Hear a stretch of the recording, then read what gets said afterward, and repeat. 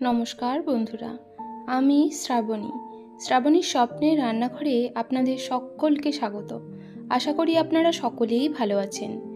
আজ আমার রেসিপি মৌরলা মাছের ঝাল।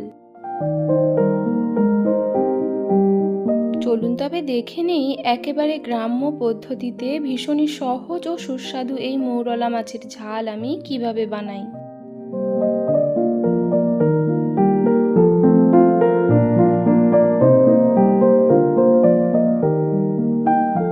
মৌরলা মাছের ঝাল রান্নার জন্য এখানে আমি পুকুরের একদম টাটকা মৌরলা মাছ নিয়েছি প্রায় 200 গ্রাম। মাছগুলোকে কেটে ধুয়ে খুব ভালোভাবে পরিষ্কার করে নিয়েছি। এবারে এতে দিয়ে দেব স্বাদ মতো লবণ আর হাফ চা চামচ পরিমাণে হলুদ গুঁড়ো। লবণ আর হলুদ মাখিয়ে এবার মাছটা রেখে দেব 10 মিনিট।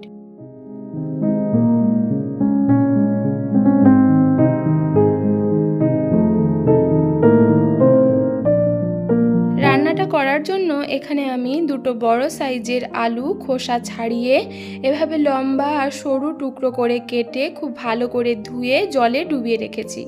এবারে একটা মশলা তৈরি করে নেব।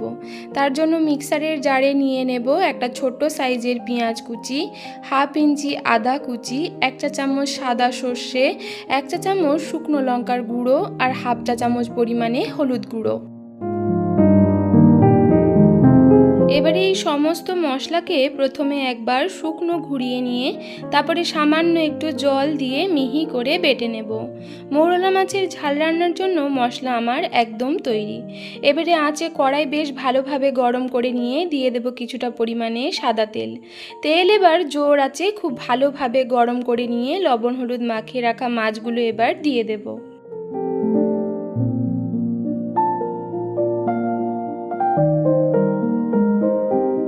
এবারে মাঝারি আঁচে একটু সময় নিয়ে উল্টে পাল্টে মাছগুলোর দুপিঠ বেশ লাল করে ভেজে নেব। মাঝারি আঁচে উল্টে পাল্টে সমস্ত মাছগুলো আমি বেশ লাল করে ভেজে নিয়েছি। তেল ঝরিয়ে মাছগুলো এবার তুলে নেব। ভেজে নেওয়া সমস্ত মাছগুলো তুলে নিয়ে কড়াইয়ের অবশিষ্ট তেলের মধ্যে আরও 2 টেবিল চামচ পরিমাণে সর্ষের তেল যোগ করে দিয়ে দেব 3টে মাঝারি সাইজের পেঁয়াজ কুচি। পেঁয়াজটা একটু নাড়াচাড়া করে নিয়ে দিয়ে দেব সামান্য একটু চিনি দিয়ে পেঁয়াজের রং পরিবর্তন হওয়া পর্যন্ত পেঁয়াজটা বেশ ভালোভাবে ভেজে নিয়ে দিয়ে দেব 1/4 চা চামচ পরিমাণে 5 ফোড়ন আর দিয়ে দেব একটা তেজপাতা। ফোড়নটা এবার তেলে একটু নাড়াচাড়া করে নিয়ে দিয়ে দেব একটা মাঝারি সাইজের টমেটোর হাফ আর দেব সামান্য একটু লবণ দিয়ে নাড়াচাড়া করে টমেটোটা ভালোভাবে গলে যাওয়া পর্যন্ত রান্না করে নেব। লবণ দিয়ে কিছুক্ষণ রান্না করে নেওয়ার পর টমেটোটা বেশ সুন্দর গলে গেছে। এবারে এতে দিয়ে দেব বেটে রাখা মশলাটা। এবারে জোর আছে মশলার কাঁচা গন্ধ চলে গিয়ে মশলা থেকে তেল ছাড়া পর্যন্ত মশলাটা বেশ ভালোভাবে কষিয়ে নেব। মশলা কষানোর সময়ই এতে দিয়ে দেব হাফ চা চামচ পরিমাণে কাশ্মীরি লঙ্কার গুঁড়ো। এবারে সামান্য একটু জল দিয়ে জোর আছে মশলাটা আরও একটু ভালো করে কষিয়ে নেব। জোর আছে মশলাটা আমি বেশ ভালোভাবে কষিয়ে নিয়েছি। মশলা থেকে তেল ছাড়তে শুরু করেছে। এবারে টুকরো করে কেটে রাখা আলুটা জল ঝরিয়ে দিয়ে দেব আর দিয়ে দেব স্বাদ মতো লবণ দিয়ে আলুটা এবার মশলার সাথে জোর আছে বেশ ভালোভাবে কষিয়ে নেব। আলুটা মশলার সাথে বেশ ভালোভাবে কষিয়ে নিয়েছি। ভেজে রাখা মাছগুলো এবার এতে দিয়ে হালকা হাতে নাড়াচাড়া করে খুব ভালো করে মিশিয়ে নেব। ভেজে রাখা মাছগুলো দিয়ে সব কিছুর সাথে বেশ ভালোভাবে মিশিয়ে নিয়েছি। এবারে এতে দিয়ে দেব পরিমাণ মতো জল। এবারে এতে দিয়ে দেব 3টে চেরা কাঁচা লঙ্কা।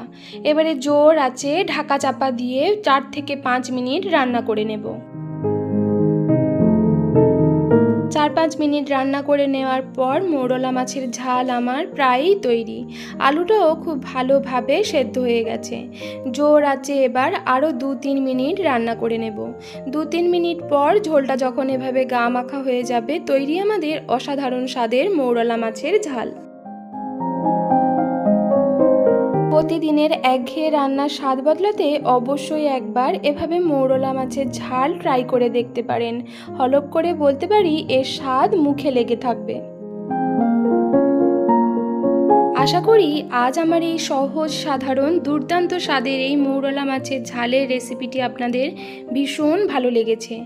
রেসিপিটি ভালো লাগলে অবশ্যই লাইক করবেন, চ্যানেলটি সাবস্ক্রাইব করে আমার পাশে থাকবেন। সকলে ভালো থাকবেন, সুস্থ থাকবেন। ধন্যবাদ।